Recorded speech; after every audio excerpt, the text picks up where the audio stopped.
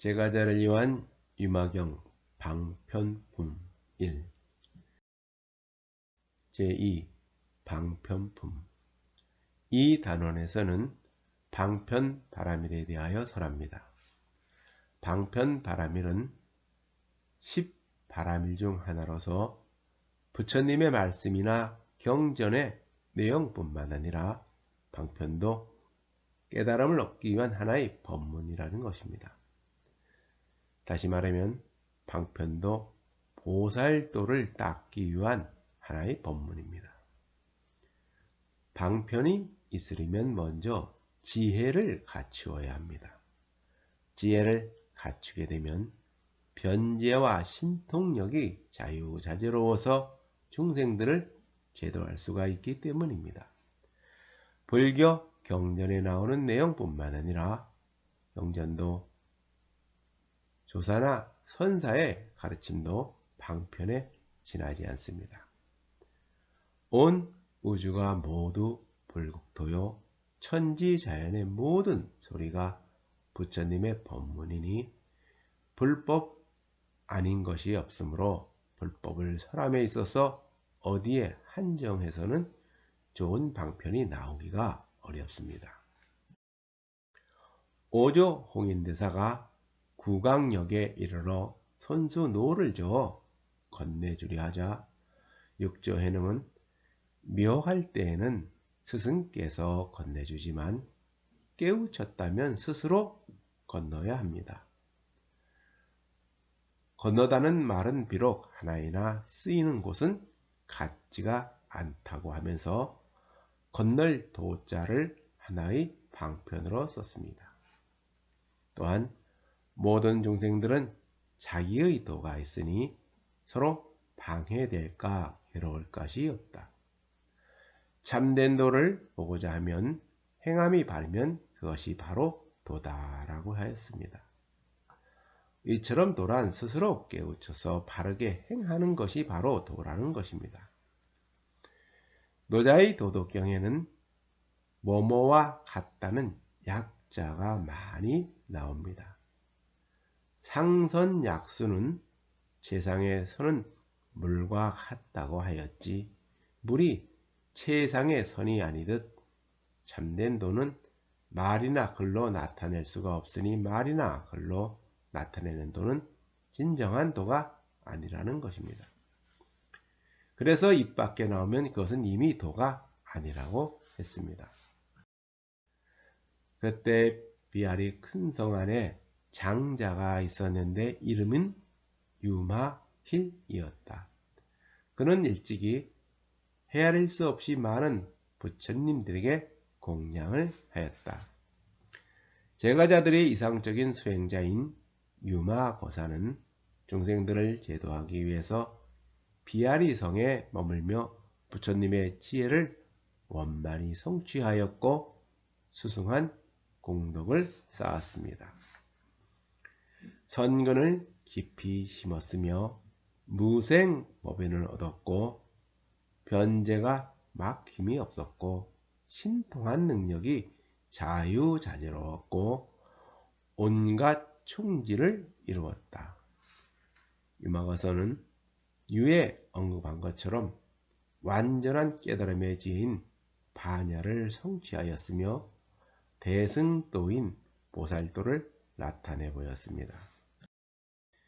선근은 온갖 과보를 낳게 하는 착한 일을 말하는 것으로서 인과설을 주장하는 불교에서는 선한 원인을 심으면 선한 과보를 받고 악한 원인을 심으면 악한 과보를 받는다고 하였는데 여기서 선한 원인이 곧 선근에 해당합니다. 구체적으로 선근은 무탐, 무진, 무치의 삼선근을 줄여서 부른 말인데 이것은 탐욕과 성냄, 어리석음의 삼독을 없앤다는 뜻입니다. 생물학적으로는 선근은 부모로부터 물려받은 유전자를 말합니다. 우리 몸속에는 오랜 진화의 여정을 거치는 동안 지나온 유전적 정보가 깃들어 있으며 또한 부모로부터 물려받은 유전자와 늘 함께합니다. 그래서 노자의 덕편에는 그 부모를 알면 그 자식을 알 수가 있고 그 자식을 알면 그 부모를 알 수가 있다고 하였습니다. 종지는 선법을 갖추어 악법을 막는다는 불교 법문으로서 비밀스러운 주문이란 뜻으로 다란이라고도 부릅니다. 무생법인은 일체의 모든 것은 불생불멸하다는 것을 깨닫는 것을 말합니다. 신통한 능력은 수행자가 갖추게 되는 6가지 불가사의하고 자유자재한 능력으로서 육신통을 말합니다. 육신통은 마음대로 갈 수 있고 변할 수 있는 능력인 신족통, 모든 것을 막힘없이 꿰뚫어 훤히 볼 수 있는 능력인 천안통, 모든 소리를 마음대로 들을 수 있는 능력인 천이통, 다른 사람의 마음을 아는 능력인 타심통, 나와 남의 전생을 아는 능력인 숙명통, 일체의 모든 번뇌를 끊어서 내세의 미혹한 생존을 받지 않음을 아는 능력인 노진통을 말합니다. 이러한 신동력은 과거에는 신의 영역으로 여겼으나 오늘날 과학은 이 모든 것을 가능하게 하여 줍니다. 그래서 우리 인류는 머지않는 미래에 우리가 신의 능력이라고 여겨졌던 것을 모두 갖추게 될 수 있다는 것입니다. 변제가 자유자재롭다는 것은 모든 지혜를 갖추어서 언변과 재주가 뛰어나고 말솜씨에 막힘이 없다는 것입니다. 무소외를 얻었으며 마궁과 번뇌와 원한을 항복받았으며 법문에 깊이 들어가 바냐파라미를 성취하였으며 방편에 통달하였다. 무소외는 두려워하는 것이 없다는 것이지만 우리에게 두려움이 없으면 온전한 삶을 살 수가 없습니다. 우리 인간은 감정의 동물입니다. 두려움이란 감정이 없으면 무서운 동물이나 위험한 상황에 닥쳐도 우리는 그것에 빠르게 대처할 수가 없습니다. 감정도 우리 인류가 오랜 진화 과정을 통하여 얻어진 소중한 자산입니다. 무서움은 단점보다는 장점이 많기 때문입니다. 마구는 밖에서 비춰주는 상이요, 번뇌는 안에서 생겨나는 망상이지만 마궁과 번뇌는 본래 그 성품이 없으니 온갖 마궁과 수많은 번뇌는 마음에서 생겨나는 것입니다. 이러한 마음이란 어떠한 형상이나 형체도 없는 것이지만 그곳에서 온갖 것을 지어내며 그 본연의 모습은 알기가 쉽지 않고 그 근원을 헤아리기가 어려운 것이 사람의 마음입니다. 이와 같은 마음이란 태산보다도 무겁지만 가느다란 미풍에 휘둘리기도 하고 온 우주를 다 담아내도 남음이 있으나 개미 한 마리조차도 품지 못하며 심연처럼 깊고도 고요하나 계곡에 흐르는 물처럼 용갓 요란스러운 소리로 가득 차 있는 것이 사람의 마음입니다. 그래서 금강경에서도 머문 바 없는 그 마음을 내어라 라고 하였던 것입니다. 바냐바라밀은 6바라밀 중에서 가장 나중의 바라밀입니다. 6바라밀은 보시 바라밀에서 시작하여 지계, 인욕, 정진, 선정, 바냐 바라밀로 완성됩니다. 큰 서원을 성취하였고 중생들의 마음의 취지를 밝게 깨달았으며 또한 중생들의 근기가 예리한지 둔한지를 능히 분별하였다. 유마거사는 부처님과 같은 지혜를 갖추었기에 원력을 일으켜서 모든 중생들을 제도하고자 하는 큰 서원을 성취하였다는 것입니다. 큰 서원은 중생들에게 지혜와 자비를 베풀어 중생들로 하여금 깨달음에 이르게 하는 것입니다. 보살이 모든 중생들을 제도하기 위한 사옹서원을 보면 일체의 중생 즉 모든 생명체를 구제하기 위하여 깨달음의 세계에 도달하겠다는 서원인 중생무변서원도 다함이 없는 그 많은 번뇌를 끊겠다는 서원인 번뇌무진서원단 광대무변한 부처님의 가르침을 모두 배워서 깨닫겠다는 서원인 법문무량서원학 가장 존귀하고 도의 없는 불법을 닦아 깨달음에 이르게 하겠다는 서원인 불도무상 서원성입니다. 중생을 제도하려면 중생을 먼저 알아야 합니다. 중생을 알아야 중생들로 하여금 깨달음에 이르게 할 수가 있습니다. 중생을 모르면 부처도 될 수가 없기 때문입니다. 우리 중생들의 소원은 무엇일까요? 우리 모두는 보다 살기 좋은 세상에서 사는 것이 우리 모두의 소원입니다. 우리 모두가 다 함께 보다 살기 좋은 세상을 만들기 위해서는 우리는 무엇을 물려주기보다는 어떤 세상에서 살기를 바라는가를 고민해야 합니다. 그것이 부처님이 가르치신 지혜이며 경전에서 말하고자 하는 참뜻입니다. 오랫동안 불도로 마음은 순수하고 맑았으며 결정코 대승의 길로 갔으며 모든 일을 함에 있어서 잘 생각하고 해야 되었으며 대승의 길이란 보살도를 말합니다. 소승과 대승은 저마다 추구하는 것이 다르다고 하지만 대승도 소승도 본래 없는 것이 불법입니다. 여기서 대승과 소승을 한번 살펴보면 대승은 보모 마하연이라 음역하며 상승이라고도 합니다.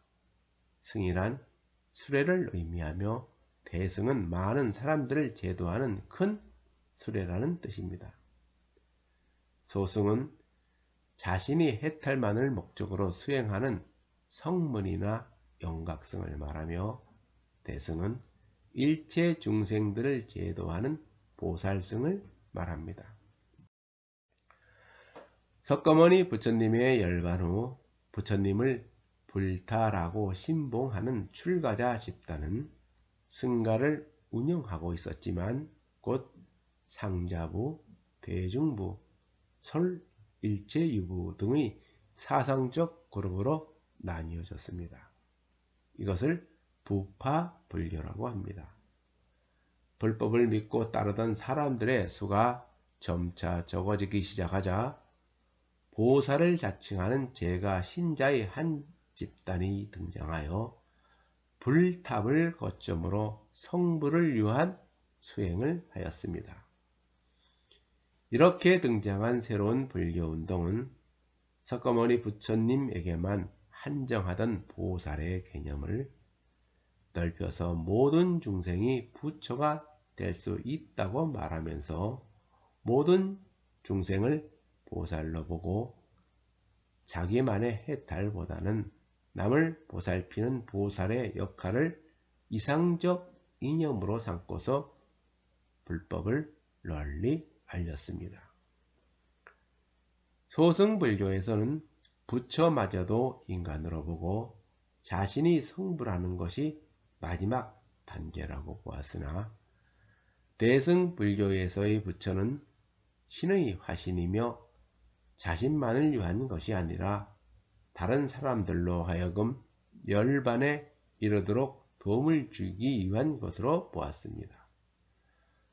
소승은 자신만의 해탈을 최고의 이상으로 보았으나 대승은 모든 중생들이 해탈하는 것을 최고의 이상으로 보았습니다. 부처님이 유의에 머물렀고 마음은 바다와 같이 커서 모든 부처님들이 찬탄하며 제자들과 제석천, 범천과 세간이 왕들에게 공경을 받았다.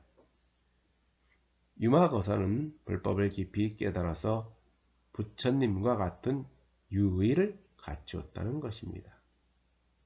부처님과 같은 유의를 갖추려면 어떻게 해야 할까요? 구한말 경호대사가 평안북도 갑산에 있을 때 독립군으로 오해를 받아 일본 헌병대에 끌려가서 모진 고문과 구타에도 신음소리 하나 내지 않고 꿋꿋한 모습을 잃지 않았다고 합니다. 일본 헌병대장이 경호대사의 신분을 물으면서 신문을 하자 하나의 개송을 써주니 헌병대장도 머리를 숙이고 공경을 하였다고 합니다. 비록 철로의 모습을 하였어도 유의가 갖추었고 말과 글이 범상치 않아 헌병대장은 자신도 모르게 공경을 하였던 것입니다. 노자도덕경에는 피갈회옥이라는 말이 있습니다. 성인은 지혜와 욕망을 멀리하기에 시비와 분별을 두고서 천하를 대하지 않으며 자신을 위해 살지 않기에 세속의 가치와 기준인 재물과 명예 따위에 얽매이지 않고 살아간다는 것입니다. 그러므로 성인은 자신을 위해 살지 않고 천하 모든 것을 위하여 살아가니 비록 몸에는 거친 베옷을 걸치고 다녀도 가슴에는 귀한 옥을 품은 것과 같다는 것입니다. 유마일은 사람들을 제도하고자 하였기에 좋은 방편으로 비아리 성내에 살고 있었다. 비아리 성은 매우 번성하고 경제 활동이 활발한 국제도시였습니다. 유마고사는 많은 대중들을 해탈하기 위한 하나의 방편으로서 비아리 성에 살고 있었습니다. 중생을 제도하고자 하면 중생들의 삶 속에 들어가야 하기 때문입니다. 재화가 한량이 없어서 많은 빈민들을 보살폈으며 계율을 청정하게 지킴으로써 이를 범하는 중생들을 섭수하여 교화하였다. 섭수는 자비로운 마음으로 중생들을 거두어서 보살핀다는 것입니다. 곳간에서 인심이 나온다고 하였는데 곳간이 텅 비면 무엇으로 마음을 내겠습니까? 오늘날 세계 곳곳에서 수많은 사람들이 굶주림에 죽어가고 있습니다. 반면에 선진국이라는 부유한 나라에서는 버려지는 음식물이 40%나 된다고 합니다. 곳간이 빈 것이 아니라 마음이 비어있기 때문에 중생들을 섭수, 교화하지 못하는 것입니다. 인욕의 조복행으로서 성내고 분노하는 중생들을 섭수하여 교화하였다. 오늘날 우리가 살고 있는 세상에서 가장 필요한 것이 바로 인욕바라밀입니다. 부의 양극화와 함께 세대 간, 지역 간의 갈등과 분열로 인하여 모든 사람들이 고통 속에서 살아가고 있습니다. 우리는 나와 남을 나누고 경계짓고 서로 비교합니다. 유태인 속담에 등 굽은 곱추는 자신보다 더 등이 굽은 곱추를 볼 때 행복감을 느낀다고 합니다. 프란스 드발은 탐욕의 시대가 가고 공감의 시대가 왔다고 하였습니다. 오늘날은 그 어느 시대보다 공감이 필요한 때이지만 우리 모두는 공감을 더욱 잃고서 살아가고 있는지도 모릅니다. 큰 정진으로서 나태하고 게으른 중생들을 섭수하여 교화하였다. 우리 모두는 몸이 나태한 것이 아니라 마음이 나태한 것입니다. 마음으로는 게으르고 지적으로는 나태해지고 있기 때문에 중생들의 고통을 함께 나누지 못하는 것입니다. 선정의 적정에 한마음으로 들어가 생각이 어지러운 중생들을 섭수하여 교화하였다.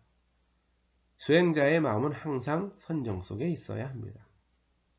온갖 소리로 세상이 시끄럽다 하여도 수행자의 마음은 항상 선정 속에 있어야 중생들을 섭수, 교화할 수 있다는 것입니다.